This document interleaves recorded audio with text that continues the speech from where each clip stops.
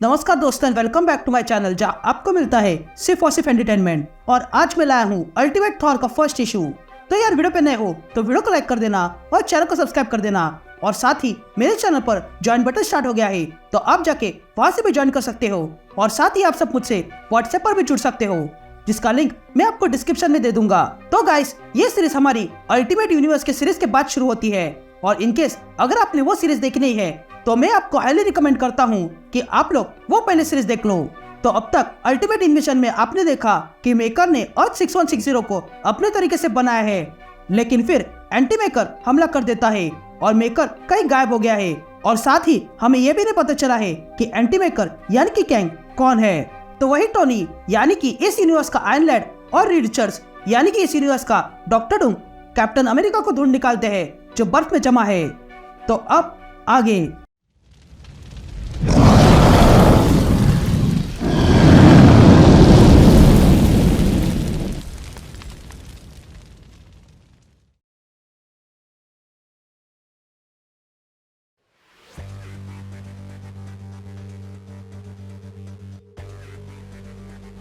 All right gang, तो issue की शुरुआत में हम एक बड़ा सा प्रिजन का डोर देखते हैं जिसके सामने डॉक्टर डूम और आयरन लैड खड़े थे।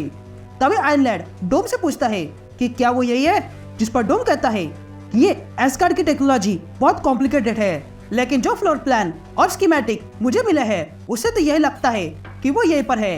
ये कहते हैं डूम वो प्रिजन का डोर खोलने लगता है। तभी आयरन लैड डूम से कहता है जल्दी करो, हमारे पास समय नहीं है।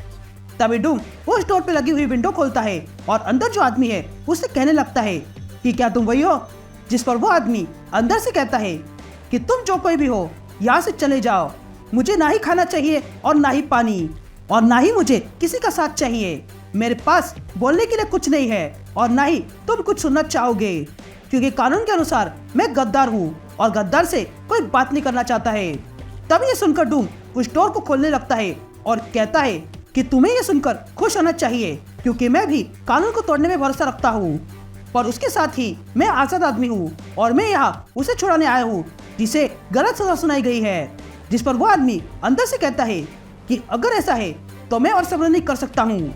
जिस पर डूम उस आदमी से कहता है कि मैं यहाँ उस आदमी को ढूंढने आया हूँ जो तूफान का देवता है, तो मुझे साबित करके दिखाओ कि वो तुम ही हो। ये कहते ही डूम डोर खोल देता है और देखता है कि अंदर जो आदमी बैठा था वो थॉर ही था। तभी थॉर कहता है कि हाँ, मैं थॉर हूँ। तभी डूम पोर्टल खोलता है और आयरन लैड से कहता है कि हमें थॉर मिल गया है, अब हमें जाना होगा। जिस पर आयरन लैड डूम से कहता है ठीक है, वैसे भी हमारी शिप तैयार है।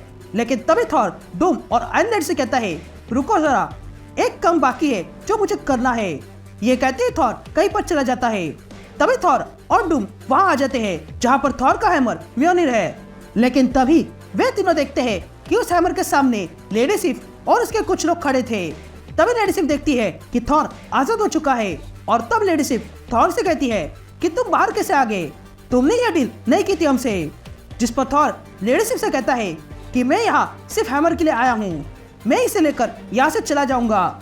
जिस पर लेडी सिफ थॉर से कहती है कि तुम भूलो मत, तुम यहाँ की कैदी हो और मैं यहाँ की जेलर हूँ। अगर तुम यहाँ से बाहर निकले तो लापरवाही का आरोप मुझ पर लग जाएगा, इसलिए तुम्हारे लिए बेहतर यही है कि तुम वापस अपने सेल में चले जाओ। ये सुनते थॉर लेडी सिफ से कहता है कि मैं यहाँ से जा रहा हूँ और मैं अपने साथ वो ले जा रहा हूँ जो मेरा है। ये सुनते ही लेडी सिफ तलवार निकालती है और कहती है तुम लड़ना चाहते हो तो चलो एक हाथ आजमा लेते हैं।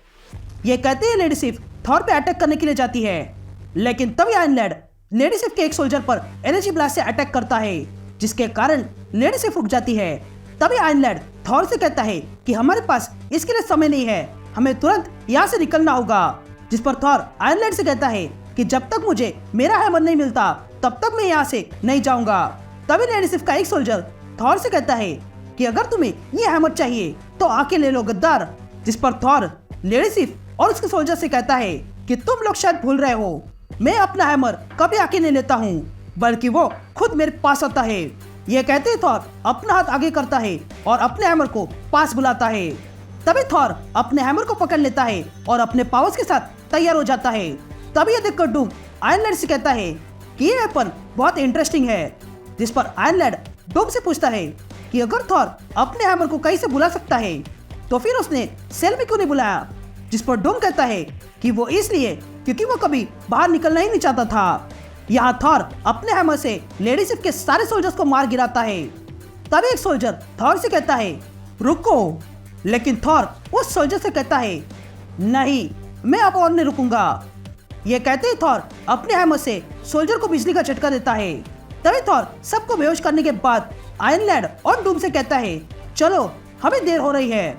जिस पर आयरन लैड थॉर से कहता है कि तुमने जो यहाँ पे प्रॉब्लम की है उससे यहाँ पर और भी गार्ड्स आएंगे और हमें उनसे ही लड़कर आगे बढ़ना होगा क्योंकि बाहर हमारी शिप खड़ी है। यह सुनकर थॉर थोड़ी देर के लिए शांत हो जाता है और फिर कहता है कि मेरे पास रहो, मैं एक और तरीका जानता हूँ। यहाँ लेडी सिफ फिर से खड़ी होने लगती है तो वही थॉर अपना हैमर ऊपर करता है और बाइफ्रॉस्ट को समन करता है। तभी बाइफ्रॉस्ट खुल जाता है और उसमें से थॉर, आयरन लैड और डूम चले जाते हैं। लेकिन लेडी सिफ भी उस बाइफ्रॉस्ट में कूद जाती है जिसके कारण वो भी टेलीपोर्ट हो जाती है। यहाँ थॉर, आयरन लैड और डूम स्टार्क टावर पहुंच जाते हैं जहाँ पर कैप्टन अमेरिका फ्रोजन स्टेट में लाया गया था। तभी थॉर ये देखकर पूछता है कि ये आदमी कौन है। जिस पर डूम थॉर से कहता है कि देखा जाए तो ये वही है जो तुम हो, एक अलग समय का हीरो जिसे टाइमलाइन से मिटाया गया है। हमारे साथ भी ऐसे ही कुछ हुआ था और इसे भी ऐसे ही मिटाया गया, लेकिन फिर हमने उसे स्टार्टिंग में ही यहाँ पर ला दिया और हम नहीं जानते हैं कि इसे बाहर कैसे निकाले। ये सुनते ही थॉर अपना हैमर उठाता है और कहता है पीछे हटो, मैं इस आदमी को बाहर निकालता हूँ।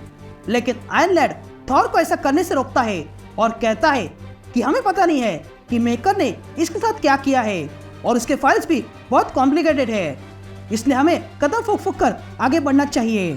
तभी डूम आयरन लैड से कहता है कि मुझे लगता है कि हम कैप्टन का प्रोसेस और तेज बढ़ा सकते हैं अगर हम इसके ब्लड को निकालकर मेरे आर्टिफिशियल पियोटेक को जोड़ दे तो। लेकिन उसमें एक प्रॉब्लम है और वो ये है कि इसके ब्लड में ही सुपर सोल्जर सीरम है जिसके कारण ये है, और अगर वो निकल जाए तो ये किसी काम का नहीं रहेगा। तभी थॉर पूछता है कि क्या कैप्टन हमें सुन सकता है। जिस पर थॉर कहता है मुझे नहीं पता। जिस पर थॉर कैप्टन से कहता है कि अगर ऐसा है तो मैं तुमसे वादा करता हूँ चाहे जो कुछ भी हो जाए मैं तुम्हें आजाद करके रहूंगा। लेकिन तभी हम देखते हैं कि वहाँ पर लेडी सिफ भी आ चुकी थी जो कहती है कि देखो आजादी की बात वो कर रहा है जो खुद आजाद नहीं है। तभी थॉर मुड़ता है और कहता है लेडी सिफ यहाँ कहीं मैं जेल में तो नहीं। जिस पर लेडी सिफ थॉर से कहती है कि नहीं, तुम जेल में नहीं हो, पर यह मत भूलना कि मैं कौन हूँ। तभी टोनी लेडी सिफ से पूछता है कि तुम्हारे कहने का मतलब क्या है कि यहाँ जो कुछ भी हो रहा है वो झूठ है। तो मैं तुम्हें एक बात बता देता हूँ कि जिसे तुम अपना गुलाम समझ रही हो वो असल में तुम्हारा किंग है। तभी थॉर टोनी को रोकता है और पूछता है ये तुम क्या कह रहे हो। जिस पर डूम हाँ कहता है। तभी डूम कहता है कि ये अर्थ का रूलर मेकर है और उसी ने ही इस अर्थ की काया पलट कर दी है। वो फिलहाल फ्यूचर सिटी में कैद है। हमारे पास एक मौका है मेकर ने जो किया है उसे ठीक करने का। तुम्हें ये बात समझनी होगी कि मेकर इस यूनिवर्स का नहीं है और वो यहाँ किसी खास मकसद से आया था, और वो मकसद था हीरोज को एक्सिस्टेंस से मिटाना। और उसने हर एक हीरो के साथ यही किया है और उसने हर एक हीरो को उसके टाइम में जाकर मिटा दिया ताकि आगे कोई परेशानी ना हो। तभी ये सुनने के बाद लेडी सिफ मेकर से पूछती है कि तुम्हें इतना सब कुछ कैसे पता। जिस पर डूम कहता है कि वो इसलिए क्योंकि मैं भी कभी उसका कैदी था और तब मैंने उसके कैद में रहकर उसकी फाइल चोरी की। तभी टोनी थॉर से कहता है कि तुम्हें ही किंग बनना था, लेकिन मेकर ने लोकी की मदद की ओडिन को मारने में और तुमसे तुम्हारा हक छीन लिया। मेकर ने तुम्हारी लाइफ बर्बाद कर दी है और यहाँ सिर्फ तुम ही नहीं हो जो बर्बाद हुए हो, यहाँ कई सारे लोग हैं जो बर्बाद हुए हैं। हम सिर्फ मेकर की बिगड़ी हुई चीजें ठीक करना चाहते हैं, क्या तुम हमारी मदद करोगे। जिस पर थॉर टोनी से कहता है कि मेरी पूरी लाइफ उस मेकर ने बर्बाद की है तो इसका हिसाब पूरा करना बाकी है, इसलिए मैं तुम्हारे साथ हूँ। तभी टोनी लेडी सिफ से पूछता है कि क्या तुम हमारे साथ हो। जिस पर लेडी सिफ कहती है कि मैं तुम्हारे साथ रहूंगी।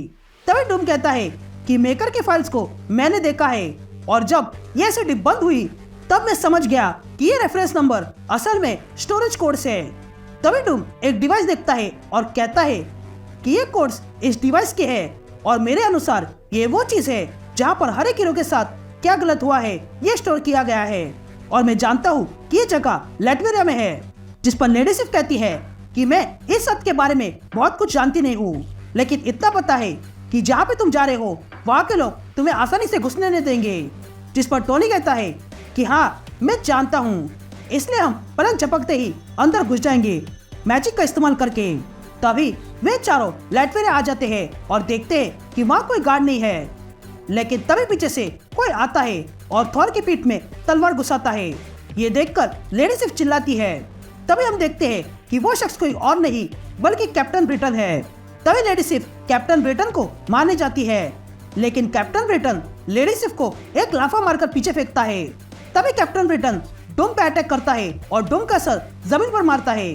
तभी आयरन लैड कैप्टन ब्रिटन से कहता है कि मैं जानता हूँ तुम कौन हो और तुम्हारे लोगों के क्या इरादे हैं, लेकिन तभी कैप्टन ब्रिटन आयरन लैड पे अटैक कर देता है। तभी आयरन लैड कैप्टन ब्रिटन से कहता है कि ये सब जल्दी खत्म होने वाला है। जिस पर कैप्टन ब्रिटन आयरन लैड से पूछता है कौन खत्म करेगा, तुम? ये कहते ही कैप्टन ब्रिटन आयरन लैड के मुंह पर तलवार मार देता है, लेकिन तभी टोनी को गुस्सा आता है और वो कैप्टन ब्रिटन की आंख फोड़ देता है और तब थॉर से पूछता है कि क्या तुम हमें यहाँ से बाहर ले जा सकते हो। ये कहते ही थॉर उन्हें वापस स्टार्क टावर ले आता है। तभी टोनी थॉर को ठीक करने के लिए इलाज ढूंढने लगता है, लेकिन तभी डूम वहाँ से वो रेडिएक्टिव स्पाइडर निकालता है जिसके कारण पीटर स्पाइडरमैन बनने वाला था। यहाँ कैप्टन ब्रिटन अपनी टीम से कहता है कि आयरन लैड और उसकी टीम खतरा बनते जा रही है, जिस पर वे लोग तय करते हैं कि आयरन लैड और उसकी टीम को रास्ते से हटा देंगे। यहाँ अचानक से सैटेलाइट एक्टिवेट हो जाती है और ये आयरन लैड और उसकी टीम देख लेती है और जान जाती है कि कुछ गड़बड़ है। यहाँ कैप्टन ब्रिटन हल्क से पूछता है कि तुम क्या करने वाले हो, जिस पर हल्क कहता है कि वही जो करना चाहिए। ये कहते ही वो सैटेलाइट आयरन लैड और उसकी टीम पर अटैक कर देती है, लेकिन तभी आयरन लैड के साथ कुछ हो जाता है और अगले ही पल वहाँ पर सैटेलाइट के कारण बड़ा ब्लास्ट हो जाता है। यहाँ हल्क कैप्टन ब्रिटन से कहता है कि अब जो कुछ भी हुआ है उसका इल्जाम हम उस बच्चे पर डाल देंगे और ये खबर इतनी फैला देंगे कि किसी को भी ये झूठ है ये कभी पता नहीं चलेगा। और इसी के साथ ये इशू ये कंटिन्यू हो जाता है।